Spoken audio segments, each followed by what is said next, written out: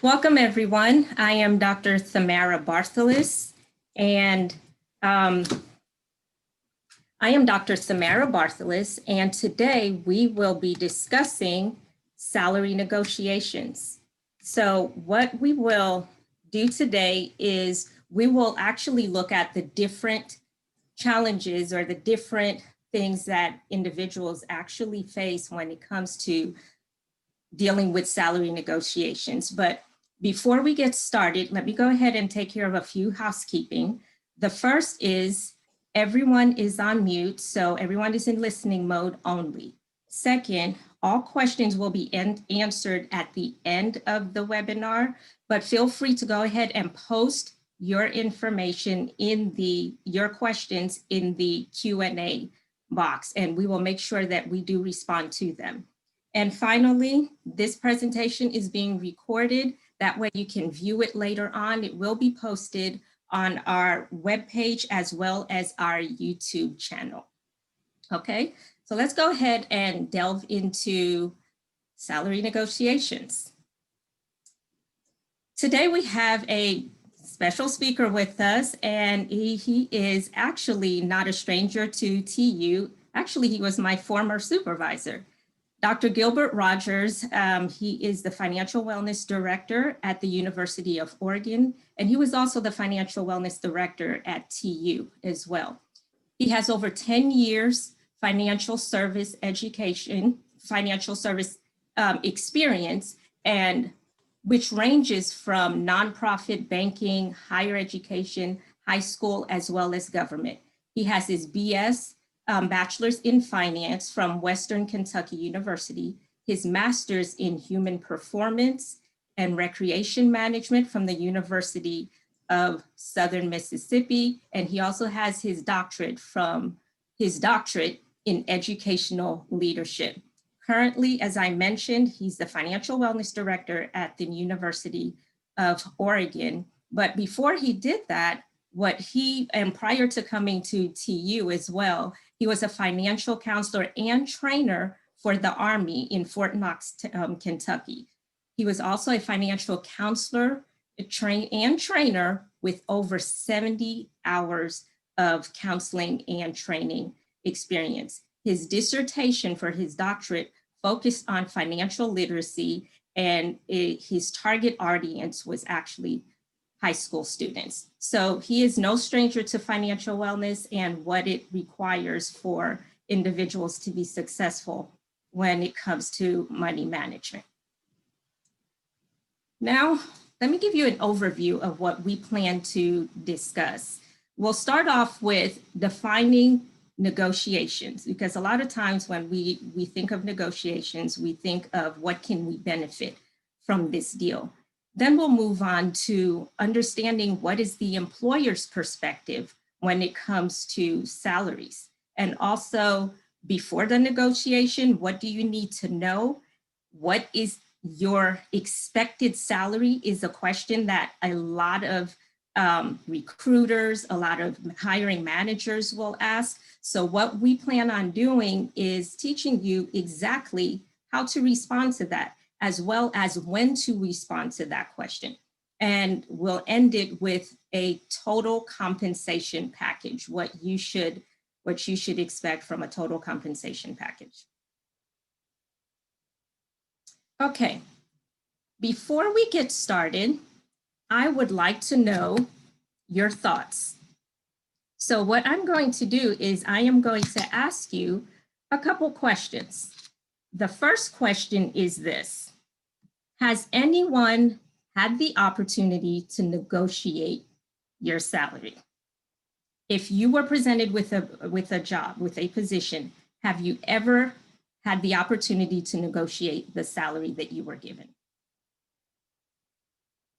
4 more seconds.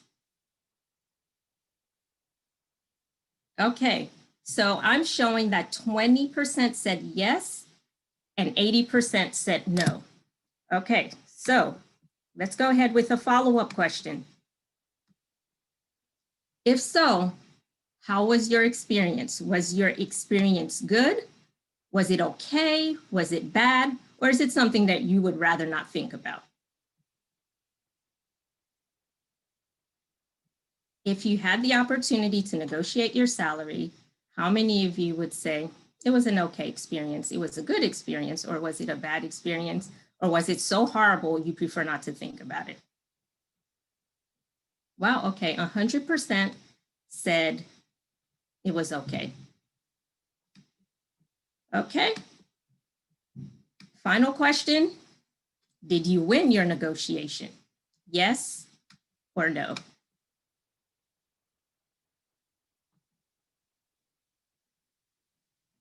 Okay, good. Okay, so next time I'll invite you on the call so you can help us teach this webinar. Okay, awesome. Okay, so here's what we're going to do. We're going to, as I mentioned, we're going to address a lot of different things that individuals, especially when it comes to salary negotiations, they tend to shy away from. But here is a statistic that I would like everyone to know. 8 out of 10 employers are willing to negotiate salary, but only 3 out of 10 candidates even try to negotiate a salary. And the reason for that is the thought of negotiating a salary is overwhelming, or for some people, it's just something that they simply do not know how to do, so they just avoid it entirely. Okay, so let's go ahead and address a few things. Here are some four different points when it comes to negotiating. First, if you come to the table with the mind frame that you want to understand the other person at the table, which would be the employer. If you come to the interview, and I will say this as well, when you are interviewing, the salary negotiation process really does begin during the interview process, not so much when you're asked about it. So whenever you are interviewing, the interviewer is actually assessing you as a candidate. So always seek to understand where the other person is coming from. Also, during the interview and before the interview, let's start with before the interview. Do your research. Know as much as you need to know about the company. Go beyond the name of the organization, the mission of the organization, how many employees they have. Dig deep, find out something, identify some of the needs that they may have. Okay, so before the interview, do some in-depth research. During the interview, rather than meditating on which questions to ask, practice attentive listening.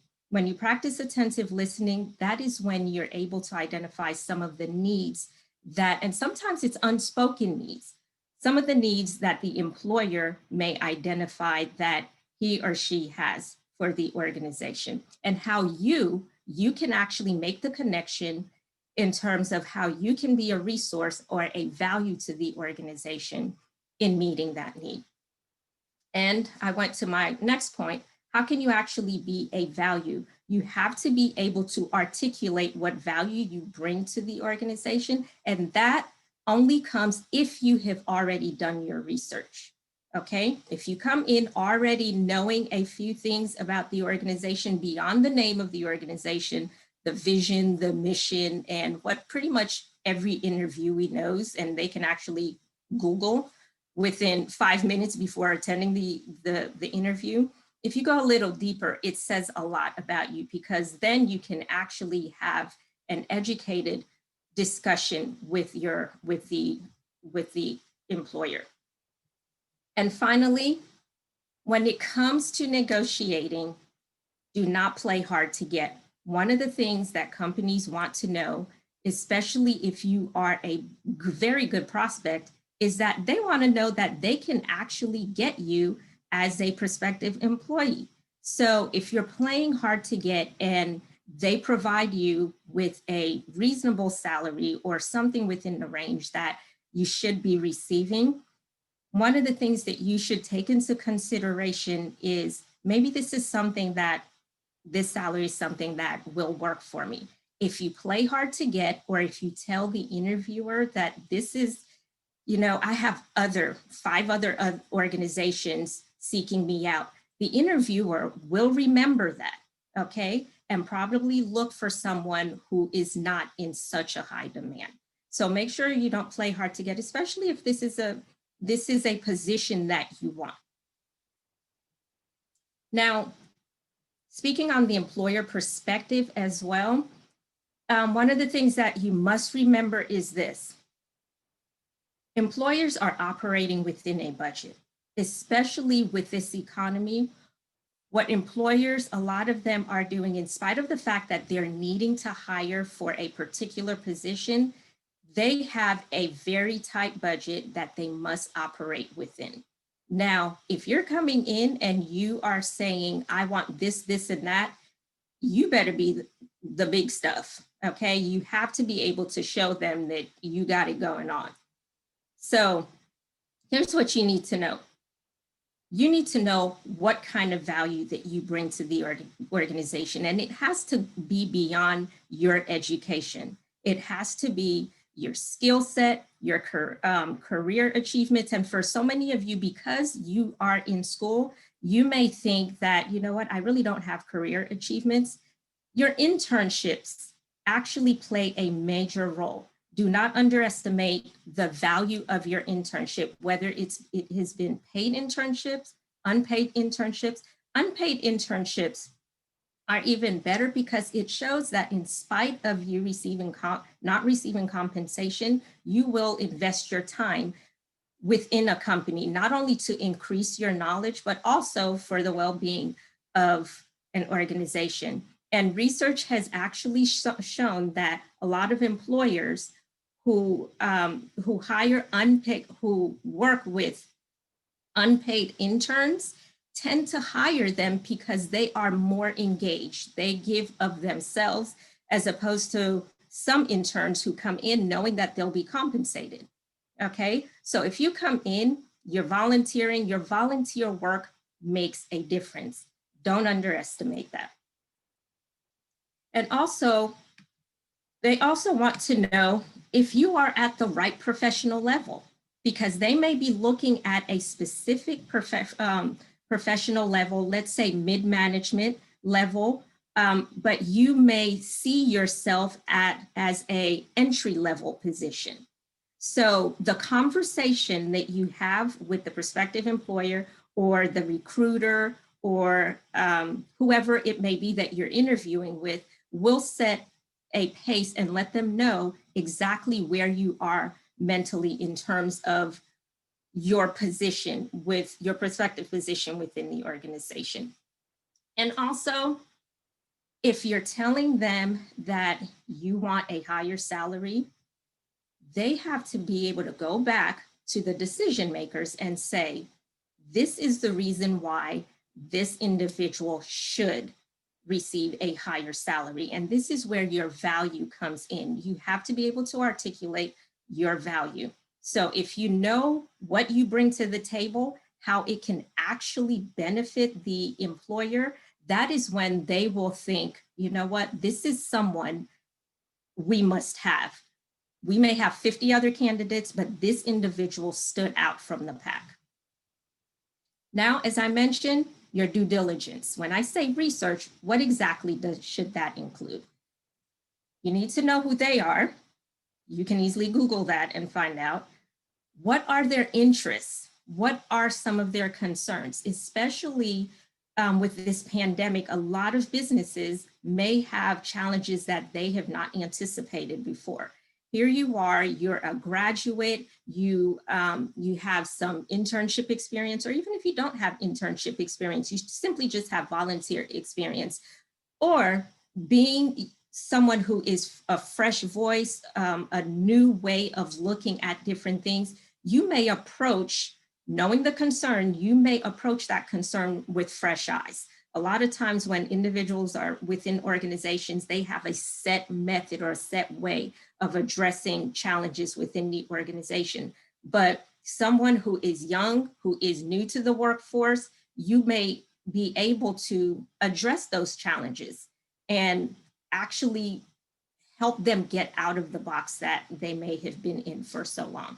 And like I said, you will continue to hear me as well as Dr. Rogers say, what value do you bring to the organization? Because that's essentially what they are looking for. They're not just looking for another warm body to fill a position, but they want to know this individual that we're hiring, this person will meet not only this need, but will also be able to address this in a different way. Never ever interview with an organization without exhausting all resources. Of course, do your research as best as you can, but your research should also include individuals who work for the organization, individuals that you may know who have interviewed with the organization. Ask them what type of questions did they ask you? What are they looking for? What are some of their concerns? You may not know that by researching online, but having a conversation with someone will pretty much let you know, this is what they asked me, this is what they're interested in. So when it's your turn to interview, you will be able to formulate a more educated response to some of the challenges that they have. And also contact the hiring manager or even the manager that is listed for the position. Usually when a position is posted, they may have a contact individual that you may contact, you may notify and ask questions to. Don't hesitate to do that, okay? Because they want someone who is on top of things. If you were to call and say, hey, I would like more information to see if I'm a good candidate, they will take the time to do that, because not everyone will do what you have just done, okay? Like I said, the negotiation process begins even before the interview process, because you may not get an interview yet, but because you're doing your research, that can actually jumpstart something. And also recruiters, headhunters, they can provide information. If you see a position posted, then go ahead and call them and say, hey, can you give me more information regarding this position? Now, here's the thing, they get paid when they actually bring in something. So for you to call without them seeking you out, you're doing them a favor. So of course they will provide any information that you are seeking. Okay, it's quiz time. Okay, the question that we'll be asking is regarding compensation. When is the best time to discuss compensation? Is it in the beginning to avoid wasting time, or whenever the question arises, or towards the end of the interview? When would you say is the best time for you to discuss compensation?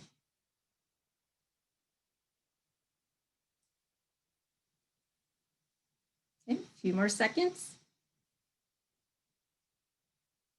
Okay, so no one said in the beginning. 33% said whenever the question arises, and 67% have said towards the end of the interview. Let's delve into that a little. Okay, let's see here.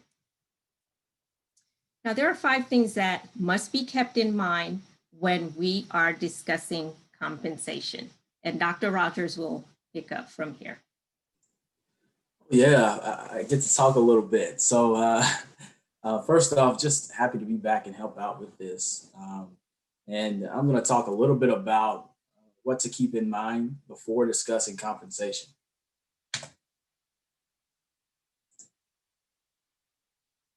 All right, if I get my slides to work here.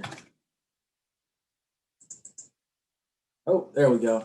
All right, so the first thing, determine what is important to you. So there are a number of things or a number of factors that go into your total compensation.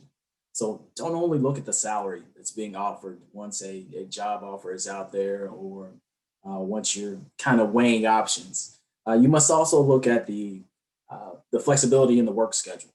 You know, considering the pandemic and the situation that we're in, will that organization or will that company offer you or give you the opportunity to work from home or maybe do some sort of a flex?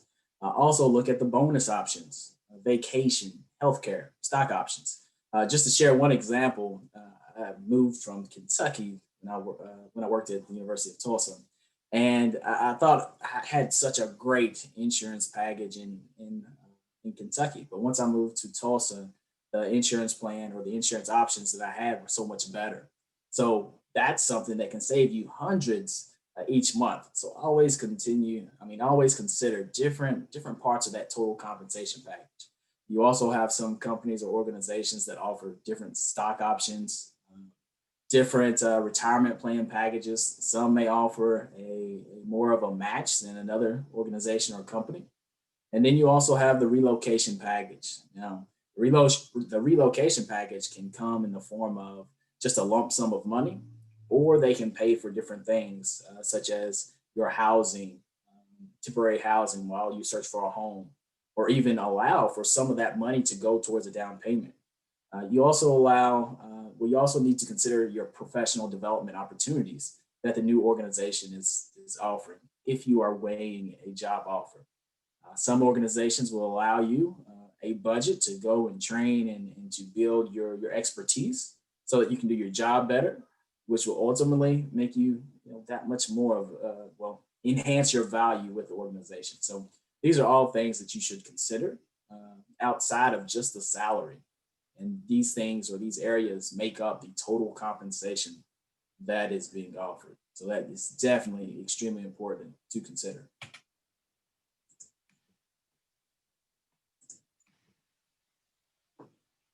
Right, Dr. Barkless, I may have to get you to help out with moving through these. All right, there we go. All right, so number two, know your industry and location. So this is also important for you to understand the industry and the location. And Dr. Barkless, I think she wants to share something on this one. Okay. Sorry. I'm sorry, I was muted. Okay, one of the things that must be kept in mind whenever students or even adults are looking to find out how much will they get paid for a particular position. Now, usually Glassdoor, Indeed are the first two that are recommended. One thing to keep in mind about Glassdoor and Indeed are the perspectives that they provide are employee perspectives, okay? They provide current employee and former employee perspectives. The employer does not add information. Now you'll see, for example, Indeed or even Glassdoor, well, they'll add their positions that they're looking for, but in terms of reviews regarding the organization, regarding some of the salaries that are paid, those are employees who are providing that information. So you're kind of getting, if you have a disgruntled employee, you may get somewhat of a skewed perception, even though that may be that individual's experience, but it may not be everyone else's. But they do range them. You'll see stars, 1 to 5 stars for them. But I just want everyone to know that Glassdoor and Indeed, they do provide employee perspectives. In order for you to get a more objective perspective, I would definitely recommend the US Bureau of Labor Statistics. And if you were to go to that site, click on the Occupational Outlook Handbook, and that will let you know the statistical data for the position that you are looking for. Of course, we all want to know what our employee experience is when it comes to working for a particular organization. I ask, and I'm sure everyone else has asked, but always remember for Glassdoor and Indeed, it is the employee's perspective, not so much the employer's. In fact, for Glassdoor, the employer cannot go in and change or make any additions to the reviews that are made.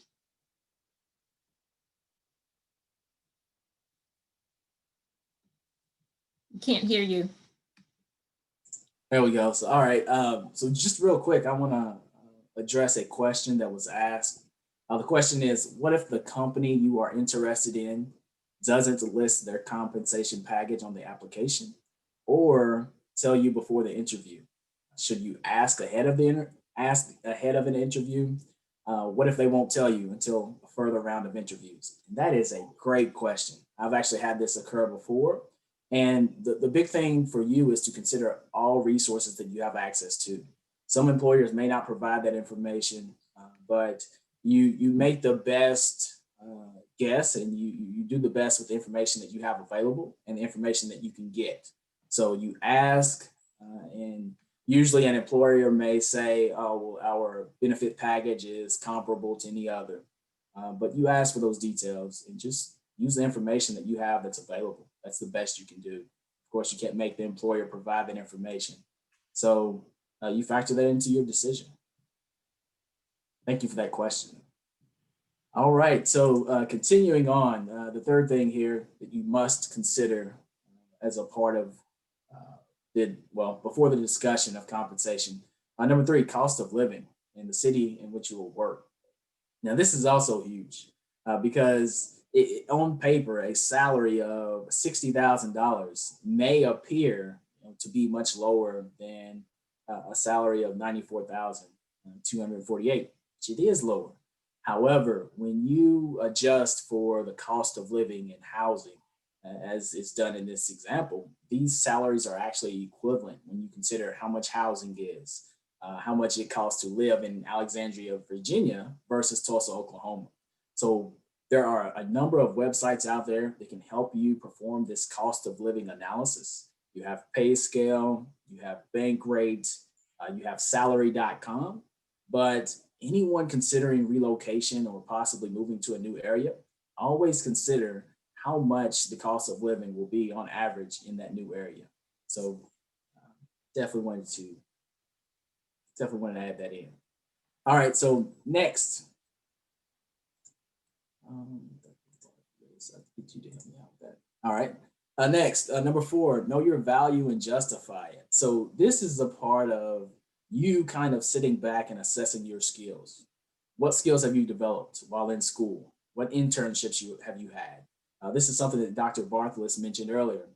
Think about how you can enhance your value while you're in school. It may even be through some volunteer opportunities. You may volunteer to, maybe help out with financial wellness on a project, or maybe even with some marketing. There are plenty of opportunities out there that kind of allow you to enhance your skill set and separate you from the pack, or separate you from someone else. Because as an undergraduate student, or even as a graduate student, when you go and apply for jobs, sometimes there can be somewhat of a level playing field. Maybe you both have one internship, or maybe you both had similar experiences, or maybe neither of the candidates had internships. This is where the additional projects that you have taken on while in school will kind of hopefully give you a leg up. So always consider and be cognizant of how you can enhance your value. Do not undervalue or overprice yourself. So when we say skills, we say education, problems you've solved. Make a list of some of your greatest accomplishments, and include these in your resume. And Christy and the Career Center, they have such a great team that will help you with this area. But this is something we wanted to mention within this presentation, just to make sure that you are aware of this before you even think about trying to negotiate a compensation. All right, number five, consider the value of the deal. This is where you begin to start putting together everything, your vacation, stock options, flex hours, work, city you're in, professional development opportunities. This is where the kind of the total compensation package comes together. And I will talk a little bit more in a few minutes about how to put it together, how to make a decision, and how to compare it to others. So I will turn it back over to Dr. Barthelus, and she will. Okay, so now we'll be talking about the question that is normally asked. And a lot of times we look at the individual asking us wide-eyed because we do not know exactly, and we may be taken off guard when we're asked, what are your salary expectations? Okay. Now, the thing is that how you respond really depends on who's asking and when it is being asked. I remember I remember I was in a situation where I was actually at work when I worked for the bank, and I received a call from a recruiter, and the recruiter said, hey, we received your resume and we would like, you seem like a pretty good candidate. What are your salary expectations? I'm answered like Boo Boo the Fool and just ratted off an amount, not knowing exactly what it all entails. Okay, so here are different individuals who will ask you exactly what you're looking for in a salary. And I've given you an example. A headhunter, for example, a headhunter will ask you, what are you looking for? And the reason why they're doing that is they're wanting, based on your resume, cover letter, you pretty much fall into the category of what the company is looking for. Now, remember, they're representing the company. So they'll ask you, what are your salary expectations? What you could say is, what is your client's budget for this particular position, for this particular role? Okay, because at this point, the headhunter cannot make a decision on behalf of the employer because you haven't given them anything. Okay, so the headhunter will normally provide you with a range, and the range will be something that the company that they're representing has indicated to them is what they're willing to pay. So rather than saying, let's say the range is 30 to 50,000, rather than saying, you know what, I'll take 40,000. What you can say is, it will be within the range. Do not give them an amount, because if you give them an amount, they'll run with it and they will expect you to stick to that. Okay. Now, HR. With HR actually works for the company.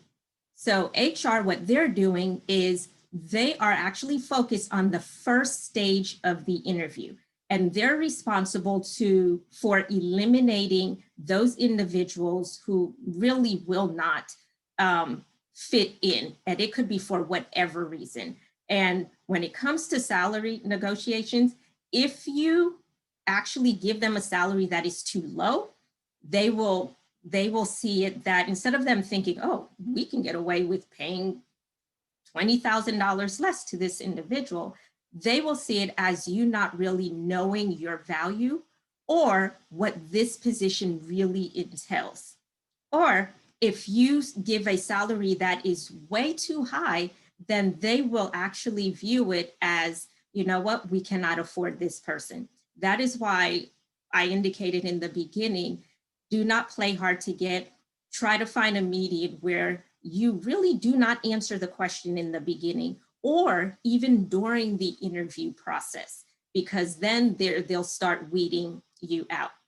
So a response would be, I'm sure my salary will be within the industry standards. Now, as Gilbert mentioned, some of the resources and some of the tools that he provided, do your research, know what you should be receiving, okay? And sometimes some employers, they may not have hired for that position for so long that whatever range that they had before, that is what they'll continue to advertise that they will give. And sometimes you may have to come in and school them, but HR will be the individual that you will say. So never give HR a salary, an exact salary, because what they're doing is they're basically weeding individuals out. So you don't want to be weeded out before ever sitting down and presenting yourself and the value that you will bring to the organization.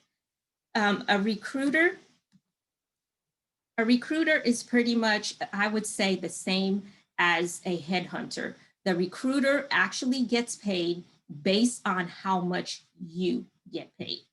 Okay, so they will ask for a range, just as the headhunter. Just let them know it will be within the industry range or within what the organization is asking for. And finally, you'll get the hiring manager. Hiring manager, your direct supervisor sometimes, just be honest. And rather than answering the question right away, and just making up a number because that individual is the hiring manager, the best thing to do is ask more questions. Let them know, you know what, I would like to know more about this position before I can actually, and the responsibilities within the position and how I can be of value. Remember, the word of the day is value. Okay, so how can you be of value to the organization? So if you just spit off a number, then you won't have the opportunity. You may shut the hiring manager down, or you may actually lock yourself into a salary that you should not, that may be too low because of the requirements for the position, or that may be too high where you will have to overperform for once you get the role, if you do get the role. Okay.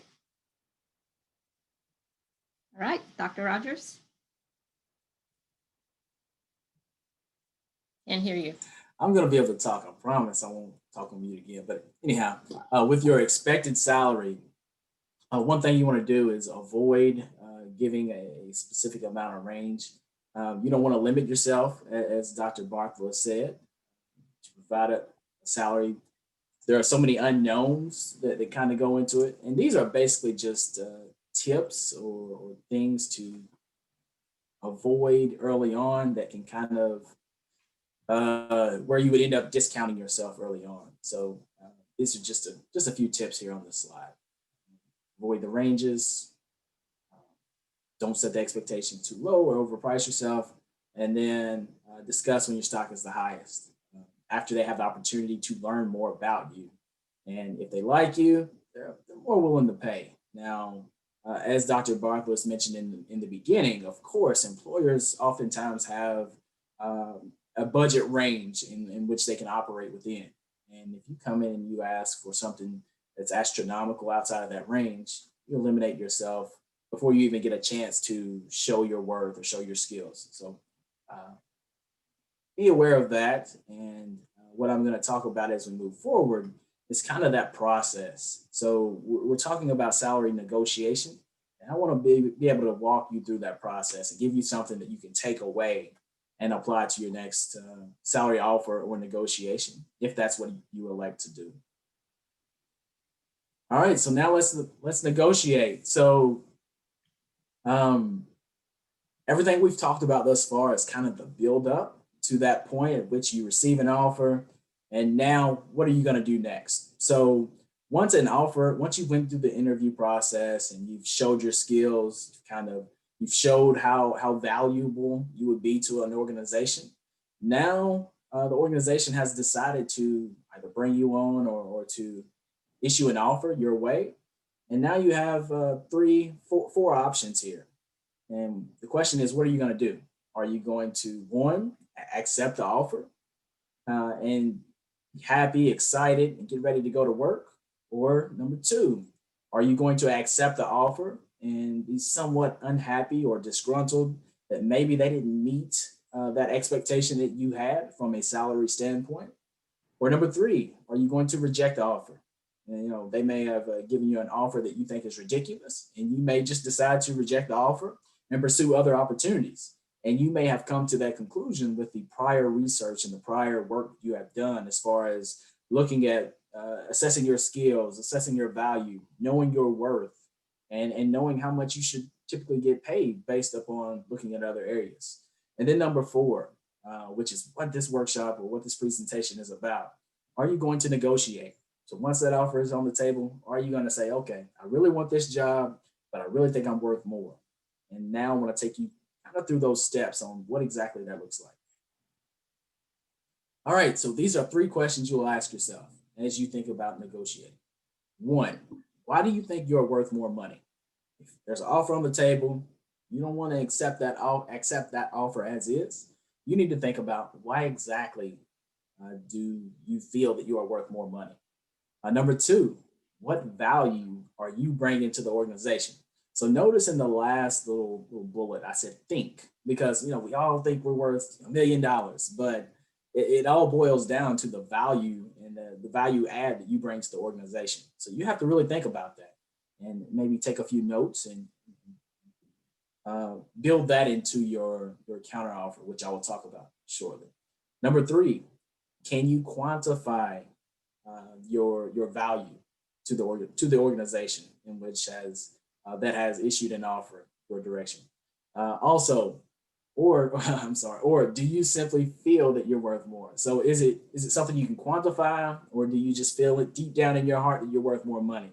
And it all boils down to, if you think you're adding value to the organization, can you quantify and ask for a reasonable amount that accounts for the additional skills, the additional knowledge, and the additional expertise that you bring to the table? All right. So, in order to do that, in order to think about your negotiation strategy, something I've always found to be beneficial, or something I've always found to work, is one, you perform a market analysis. And I'll kind of walk you through the steps of what all that entails and how you kind of put that on paper and issue that to the organization that has provided an offer. And Dr. Bartheless asked a question earlier about when is the appropriate time to negotiate. My response is always, it's our time to kind of talk about this now, is always at the point in which the organization has realized that they want to bring you on, they want to bring you aboard, they send an offer your direction. At that point, that is when you think about, okay, is this a good offer? Is this something I can accept? Or maybe I need to go back and ask for more money. But before I do that, I have to perform this market analysis. And this is where you quantify your worth. So the first question there is, how much do others in a similar role currently make? This is where you use those resources that we talked about earlier: pay scale, salary.com, which we may have discussed earlier, but also Glassdoor or even Indeed. You can go to those web pages, look up certain jobs based upon title, and then hopefully get an idea of how much those positions pay. And one thing that you may have to do is account for the cost of living, which I showed you an example of earlier. So think geographically, how much will the cost of living impact the offer? If you're having to relocate or move to another area, then you must account for that total amount that's being paid, and does it make sense? And then number three there, perform your research. This is where you're using those tools. So I mentioned Glassdoor, salary.com, PayScale, bankrate.com. So these are all resources that help you perform the market analysis. But the market analysis is basically you taking time to research and see what others could potentially be making in a similar role. And then you're also looking at what knowledge, what skills, what abilities you bring to the table. And then you say, okay, based upon these responsibilities of this job title, do I bring more to the table than what they're asking for? That may be a reason for you to, may be an opportunity for you to justify a higher salary.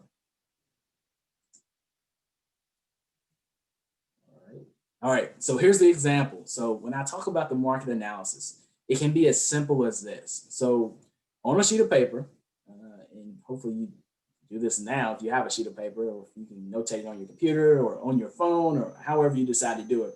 If you could write down these 1, 2, 3, 4, 5 areas, this will help you with your market analysis. So one, of course, write down the organization or company. Now, some companies, they have deeper pockets, so they're able to pay a little more. So keep that in mind. But consider the organization that you're looking at working for. Consider the job title and also the responsibilities. And I left that blank because different organizations and the titles can get somewhat confusing. So you really have to look at the job responsibilities and be able to align those with what you see on Glassdoor or on Indeed. And then that can tell you what the true responsibility is of a particular job. And the next thing there is the salary. So this is where you look, if you're looking at Glassdoor and you're saying, okay, for a market analyst at Coca-Cola, the average salary is $51,000, and they allow you to also plug in the location. So in Dallas, Texas, average salary is $51,000 for a market analyst at Coca-Cola. And then the area that I have there below that is you have to adjust that salary for the cost of living if that position is not in Dallas. So if I am in Tulsa, Oklahoma, and a position is offered at a company as a market analyst and the salary is 51,000. But if I look at Dallas, Texas, and there's a position which is kind of sort of similar as a market analyst, and I have the same job responsibilities, then I would want to adjust that salary for the cost of living. And that is where you use the resource such as Bankrate, Pay Scale, or even salary.com. So what I've done on here for your market analysis and looking at other places to see what, or to get a better idea of what a reasonable salary would be, or even a way to justify you asking for more money, use these resources on this slide. Use Glassdoor, use Bankrate. And what they can do is provide additional information for you to kind of make the case for you to get a higher salary.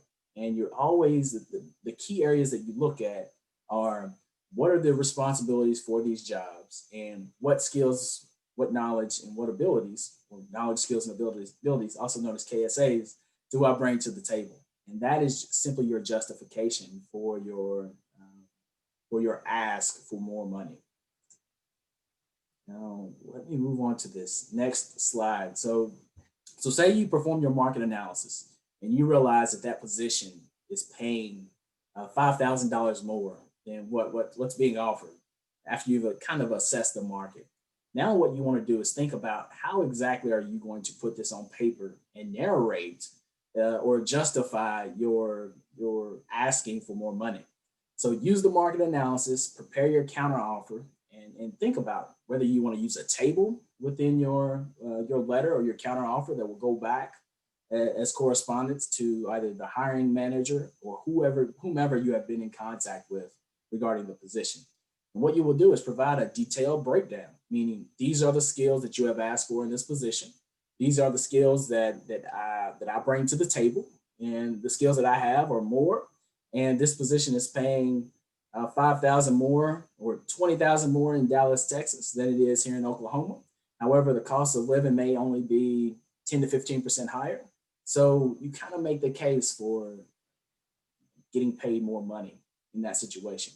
The breakdown must show that the current offer is below market value. Now, this is important because if you show a market analysis that shows that they are right within range, then you don't have a justification for you to get more money. The last thing there, and this is also something to think about. So if the offer is consistent with market value, this is where you show how your value to the organization should put you in a range as to where you can make more money. Now, remember, sometimes an organization, they're just limited as far as their ability to pay more money. So what you ultimately have to do is make that decision. Okay, can I go here at this rate? And then you may ask about additional opportunities to kind of move up within the organization. That is where you look and you say, okay, right now I may not get what I would like from a salary standpoint. However, I have the opportunity to move up and to progress within the organization. So these are all things that you must consider. And one other thing I want to mention just real quick, due to this COVID situation, this does limit somewhat your ability to negotiate because some employers are cutting back, some are laying off, some have a much wider pool to choose from because they're offering virtual positions. So you have to consider all of this before you get to the table and you start thinking about, man, I want to ask for more money. You have to consider that and take that, make that a part of your decision. All right. Oh, so that wraps up my piece. I'll turn it back over to Dr. Barthelus. Awesome. Thank you, Dr. Rogers. Now we are opening up for questions. If you have any questions, I know we discussed quite a bit, so feel free to enter your questions in the Q&A box. That way, Dr. Rogers can answer them all. All right, I'll answer what I can. Okay, while we're waiting for questions to come in, I would like to say that this is our last Money Move webinar. Those of you who have joined us throughout the 8 weeks that we've provided the webinar, thank you very, very much. I wish I had a prize to give you. We will next time. But thank you for joining us, and hopefully it's been beneficial for you.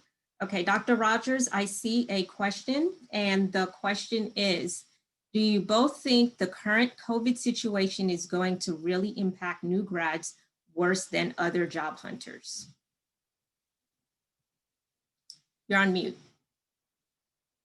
Sorry, and I promise I wouldn't do that again. But that's a great question, and I think with the COVID situation and presenting so many different challenges for organizations, it may be a little more difficult, and you may have to be, even more aggressive at kind of showing your knowledge, your strength, your skills and abilities.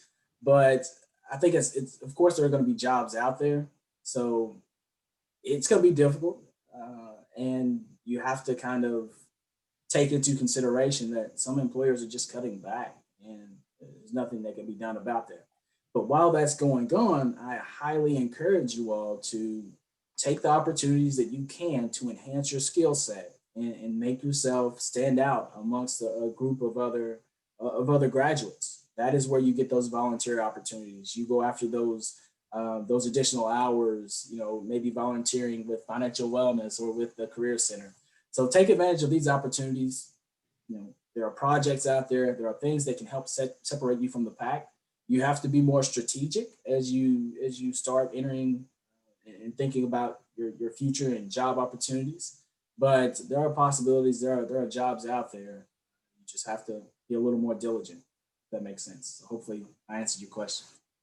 Um, the next question, I have heard the job market wasn't good in the first place and fear that finding a job is going to be next to impossible now. I'm not gonna lie, it's gonna be difficult, but it goes back to what I said. You have to find any additional opportunity in which you can take advantage of to separate yourself from the pack. Now, of course, that's going to require more work, more time, more energy, but it will be worth it. That is one thing that you have to consider.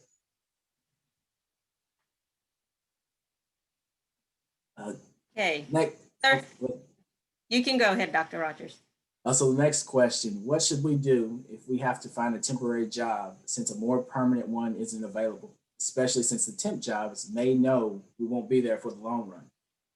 That is something that could separate you from everyone else. If you have a group of individuals or individuals who are only seeking full-time job and they may wait months before they receive a job, if you take advantage of that temp opportunity, that's going to help separate you from someone else because you have been spending the past 3, 4, 5 months or however long getting some sort of experience. And that is a perfect example of how you can separate yourself from someone else.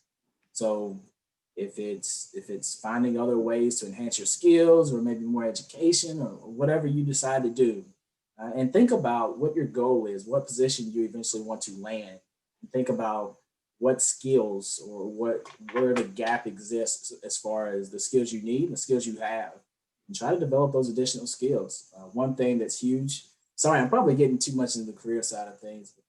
You all have experts for that. But data analysis, that is something that you can learn on the side that will separate you from anyone else in a lot of fields. All right, thank you, Dr. Rogers. I believe that is it. Let me make sure. I believe that is it. So, one moment. Okay, so now I would like let me make sure there isn't another one. Okay, I thought another one came in, but it looks like we're good. Okay, now I would like to ask everyone to take a moment, those of you who have listened to the webinar, let us know what you think. Take our survey, let us know if it's been beneficial to you, if it's something that you can walk away with and actually be able to utilize. Or even if you already are in a position that you're perfectly fine, but this may be something that you share with someone else. As I mentioned in the beginning, and Dr. Rogers reiterated, salary negotiations is not something that people enjoy doing or really know how to do. I myself I'm one of the individuals who tend to shy away from it. But it's something sometimes we have to do if we are to get what it is that we believe we deserve. Dr. Rogers, we just received, oh, thank you. Okay, it says, thank you both for the presentation. It was very helpful. You're very welcome. You are very welcome. And we're looking forward to having more presentations in the spring addressing different financial matters that affect our students. And as I mentioned, don't forget to take the survey, and thank you for joining us. And if you have any questions, feel free to reach out to me. And I will say this, we were having some challenges with the web address that is here, the email that is here, TU Financial Wellness. I just realized this week that there were some challenges receiving email. So if you emailed and you did not receive a response, we are not ignoring you by any means. So just go ahead and reach out to us again, and we will make sure, I will make sure that you receive a response. Okay. All right.